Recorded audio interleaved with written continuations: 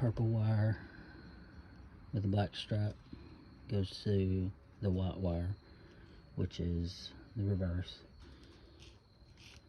The black wire with the yellow stripe goes to the green and the blue, and that is, let's see, the green and the blue is driving lights and license plate lights. And the green and the red goes to the red, stop and brake. This is the driver's side. So on the passenger side, you wouldn't hook up the license plate one on these two. I mean, you could, but it would look kind of silly with that lit up, you know, on the passenger side. But I'll show you.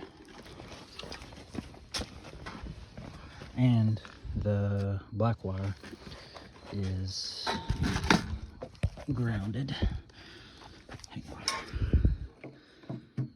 There's also a ground, but I grounded it with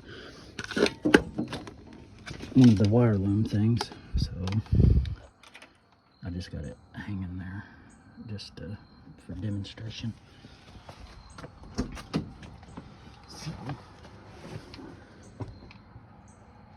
well, must not be getting good connection. Okay, that's headlights on and brake, and then that's just brake, and then that's signal, headlights on, brake,